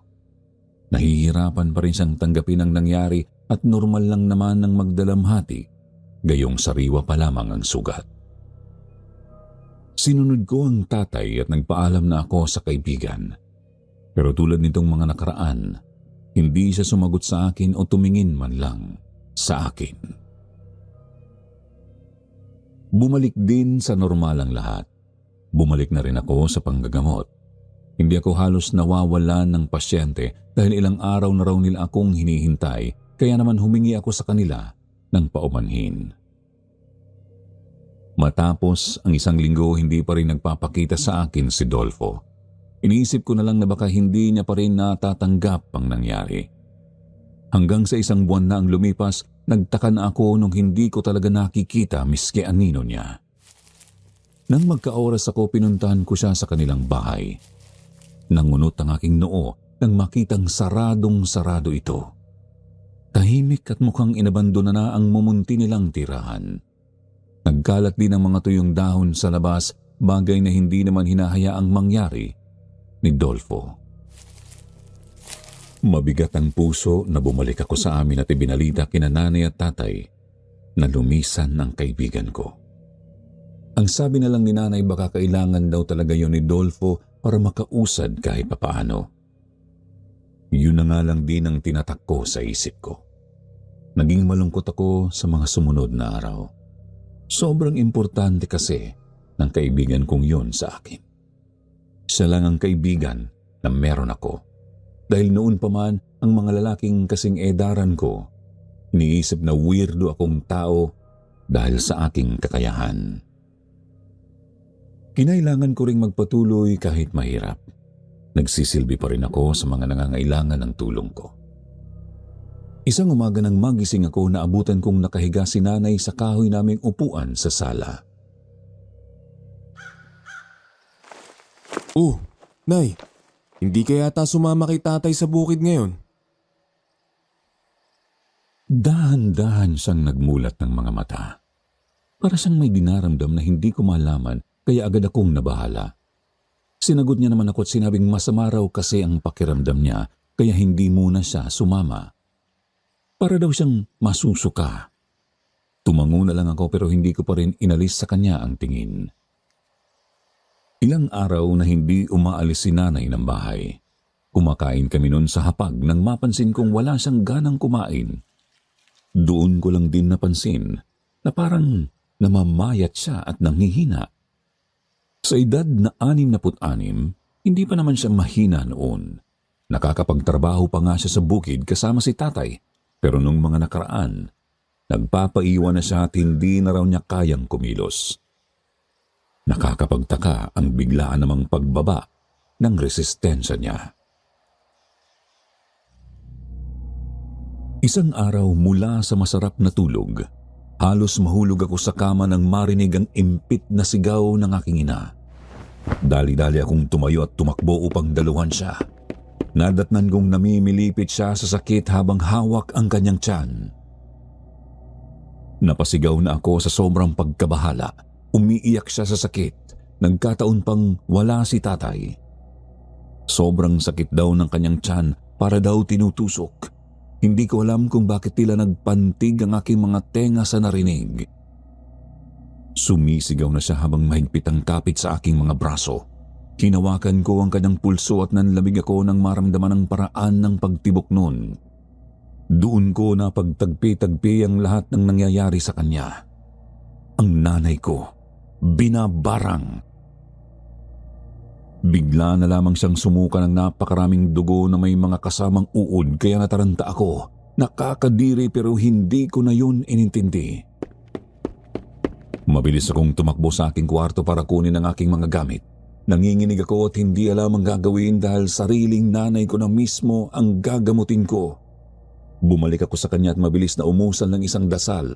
Bigla kong tinusok ang kanyang tiyan dahil sa pamamagitan nito makakausap ko ang kung sino mang demonyong bumabarang sa pinakamamahal kong nanay. Dumaing siya sa sakit dahil sa ginawa ko, kaya inulit-ulit ko yun. Alam kong sa mga oras na yon hindi na ang nanay ko ang nasasaktan kundi ang bumabarang sa kanya. Sino ka at bakit binabarang mo ang nanay ko? Anong atraso niya sa'yo? Sumagot ka! Gigil na gigil ako sa galit pero wala talaga akong makuhang sagot dahil hindi siya nagsasalita. Umuungol lamang siya sa sakit. Aray siya ng aray pero wala akong pakialam. Sundot ko pa rin ang tiyan ng aking ina. Madiin na madiin. Magpakilala ka sa akin kung di masasaktan ka talaga! Umaray ulit siya pero nahaluan na ito ng sarkastikong tawa. Mas dininan ko pa ang ginagawa ko kaya muli siyang humiyaw. Tama na raw at titigil na siya. Hindi niya na raw gagalawin ng aking ina. Hindi ako titigil hanggat hindi ka nagpapakilala. Sino ka sabi? At bakit mo to ginagawa? Nagwawala siya sa sakit pero nanatiling tikom ang kanyang bibig. Ayaw niyang magpakilala. Pero ang sabi niya ay titigilan niya na raw si nanay. Naiinggit lang naman daw siya. Yun lang at wala nang ibang dahilan. Ikaw ba yan, Manang Tessa? Tigilan mo na kami. Tigilan mo na ang nanay ko. Wala ka ring mapapala. Malakas siyang tumawa. Huwag daw ako basta-bastang nambibintang. Sinaktan ko ulit siya. Nagpupumiglas si nanay. Ibig sabihin mas nasasaktan ng nangkukulam. Sumigaw siya ng malakas at sinabi ulit na titigil na siya. Nawalan ng malay si nanay. Taas baba pa rin ang dibdib ko dahil sa galit na nararamdaman. Pero kahit papaano ay medyo nabunutan ako ng tinik sa dibdib. Nagawa ko na siyang patigilin pero hindi pa rin mapalagay ang loob ko. Gusto ko talagang malaman kung sino ang kumulam kay nanay. Dumating si tatay at tinanong kung ano ang nangyayari. Kinuwento ko sa kanya ang lahat. Hindi pa rin ako mapakali. Lumipas ang ilang araw, bumubuti naman si nanay.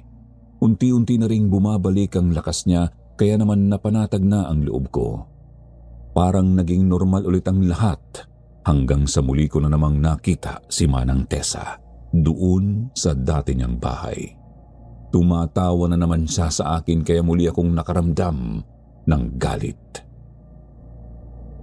Akma na sana akong lalapit sa kanya kaya lang bigla akong natigilan. Napansin ko kasi ang katawan ni Manang Tessa. Sa tindi ng ginawa ko sa mambabarang na gumagalaw kay nanay, imposibleng wala iyong naiwang bakas.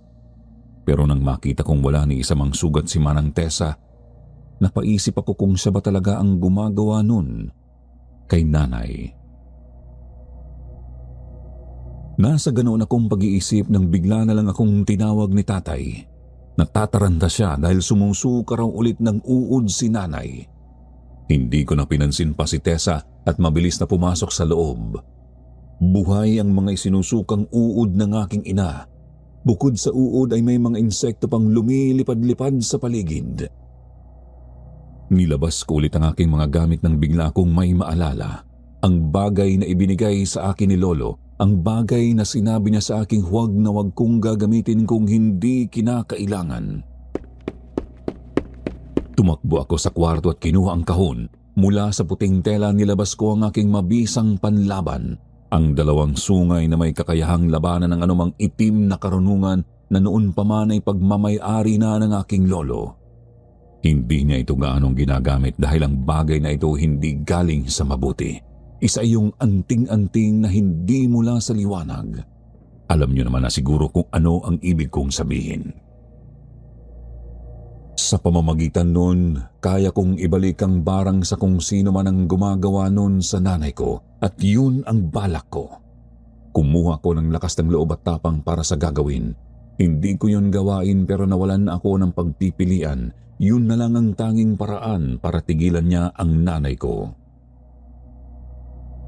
Binigkas ko ang itim na dasal habang hawak sa noo ang aking ina. Taimtim at walang tigil ang mga bulong ko sa hangin. Ipinararamdam ko sa kanya ang pinararamdam niya sa nanay ko. Gusto kong ibalik ng doble o kahit triple pa ang kulang. O ano? Anong pakiramdam? Kaya mo pa ba? Sabihin mo sa akin kung sino ka! Humahagulgol na siya sa sakit. Hindi ko alam kung bakit pakiramdam ko ng mga oras na yun na iba ang kanyang pagtangis. Pilit ko siyang pinaamin hanggang sa magimbal ako nang marinig ko ang kanyang sagot. Tuluyan na siyang nagpakilala sa akin. Lintit lang ang walang ganti, Rene. Pinabayaan mong mamatay ang nanay ko. Kaya kukunin ko rin ang buhay ng nanay mo. Mata sa mata, ngipin sa ngipin. Napaluha ako nang sabihin niya yon sa akin. Bigla akong napaatras sa kinatatayuan ko. Alam kong sinisisi niya ako pero hindi tama ang kanyang ginagawa. Hindi tamang sa nanay ko siya gumanti dahil wala naman itong kinalaman sa away naming dalawa. Pasensya na pare, pero hindi makatarungan itong ginagawa mo. Walang may gusto sa nangyari kay Tiang Alma. Kung may babalik ko lang ang oras, pipiliin kong iligtas siya. Pero hindi ko naman hawak ang mga nangyayari. Kung ganito ang gagawin mo sa nanay ko, pasensyaan na lang pare, pero kinakailangan kong gawin to.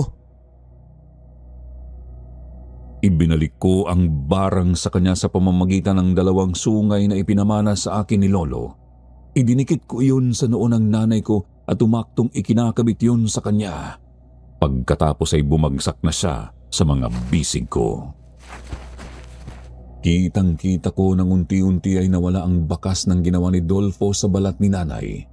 Nawala ang pamumutla ng balat niya at natuyo agad ang mga sugat na dinulot ng mga uod at insektong ilang araw ding nanirahan sa ilalim ng kanyang balat. Alam kong mas matindi pa sa sinapit ni nanay ang sasapitin ni Dolfo pagkatapos ng ginawa ko at habang buhay ko yung dadalhin sa aking konsensya. Pero wala na akong ibang alam na paraan para pigilan siya ng mga panahong yun. Simula ng araw na yon, wala na ulit akong narinig pang kahit na ano tungkol kay Dolfo. Tuluyan na akong nawala ng balita tungkol sa kanya at sa tingin ko ay mas maigi na rin yon. Samantala si Manang Tessa, ang taong pinagbintangan ko, tuluyan nang nabaliw. Pakalat-kalat na lang siya sa lansangan. Ilang taon nang nakalilipas pero sariwa pa rin sa akin ang lahat. May bigat pa rin akong nararamdaman sa dibdib ko dahil magsisinungaling lamang ako kung sasabihin kong hindi ko naaalala ang kaibigan ko. May mga pagkakataong sumasagi pa rin siya sa isip ko pero mas nananaig ang pagmamahal ko kay nanay. Yung 2 sungay, itinago ko na dahil ipinangako ko sa sarili kong yun na ang una't huling beses na gagamitin ko yun. At sana matupad yun hanggang sa huling hininga ko. Naway nagustuhan ninyo ang kwentong ibinahagi ko sa inyo ngayon kahit na hindi talaga ako ganun kagaling pagdating sa ganitong bagay. Muli ako po si Rene. Maraming salamat sa inyong pakikinig.